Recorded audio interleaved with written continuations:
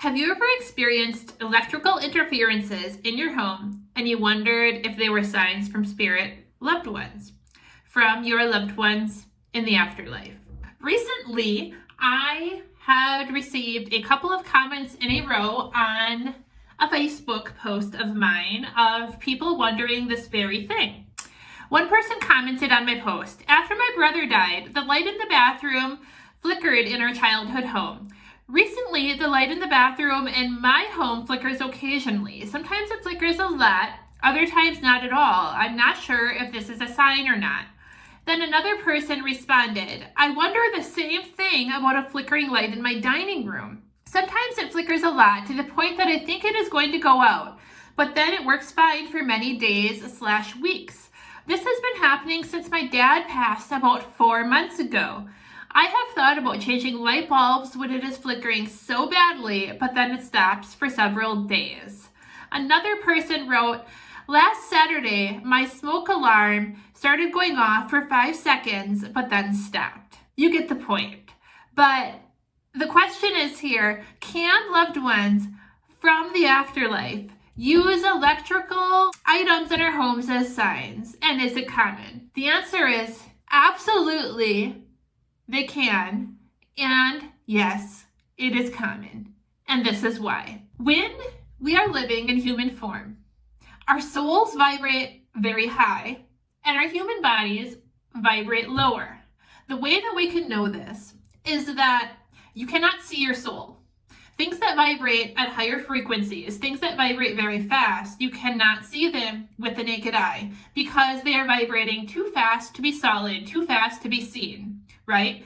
That's why you can see your flesh. That's why you can see bones. That is why you cannot see your soul. That is why you cannot see radio waves. That's why you cannot see, the breath that you're breathing. That is why you cannot see your bodily electrical impulses, your bodily controls, your bodily functions, but you can see your hair. So your physicality vibrates low and slow. Your soul vibrates fast and high. So when your loved one passes, their physical body is shed. That means that they are no longer being held down by the low vibrating physicality of their body, right? They are solely vibrating high and fast, and they are invisible to the naked eye. When it comes to giving us signs, and let's say that your loved one wanted to use an inanimate object like this water bottle. This water bottle vibrates very low and slow. That's why you can see it with your naked eye. Now, let's say that they wanted to use your television set, which is plugged into the wall, use electricity. Electricity vibrates very high and fast, which is why you cannot see it.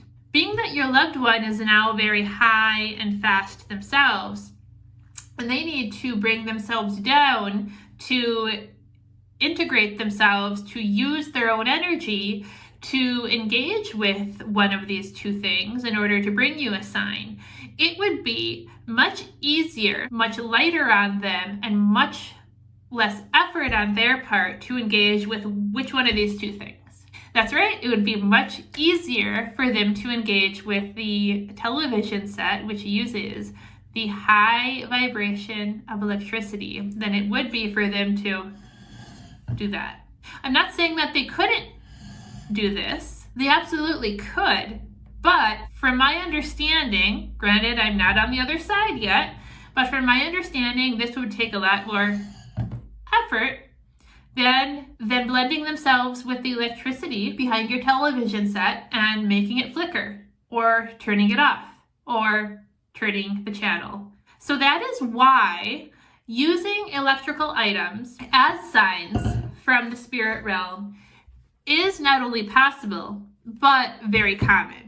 I also know that this occurs because spirit loved ones in readings will often validate the electrical signs that they have used with their loved ones. And then the client then says, "Oh, that has been happening. I thought it was maybe them, but I wasn't sure. Or I thought it was maybe them, but I wasn't quite trusting myself.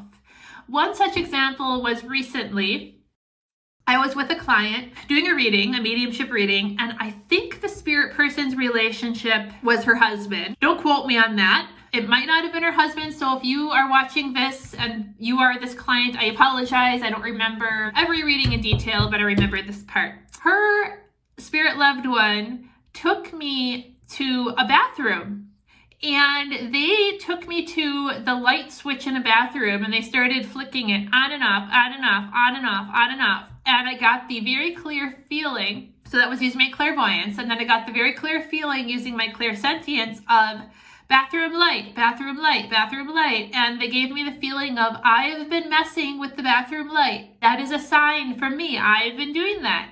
And so I said that to the client. I said, have you been experiencing a light in your bathroom turning on and off by itself? And she said, oh my gosh, there is a lamp right outside of the bathroom doorway that has been turning on and off by itself, and or has been flickering. And I thought maybe that was him, but I wasn't sure. So that was his way of using my frame of reference to get me to say the right words to validate to his loved one, the client, that has indeed been him messing with that lamp, to let the client know that he is indeed around, to validate his presence using electricity. There are many other types of signs that loved ones can engage with. They can make things appear if they so choose. That takes a lot of energy, I feel like. So they're the rarest. They can manipulate inanimate objects. They can put you in the path of signs. They can use other living people to get signs into your path. They can do so many things. But I do feel like using electrical items is the most common, is the easiest. One last caveat to this, not to muddy the waters here, but I do need to tell you this from an ethical perspective. Your own energy can also interrupt electrical objects or electricity. If you are really up and down or raising yourself really high, you can also be interfering with your own electronics. One time I was in a really intense meditation, and it was one of those meditations where I could feel my energy and my vibration raising exponentially to the point of where my entire body was vibrating. Everything was tingly, and vibrating is the best way to put it. If you are somebody who's been meditating for a while, you know what I'm talking about. I could just tell my vibration had arisen exponentially by the way that my physical body was feeling during the meditation. I vibrate a lot.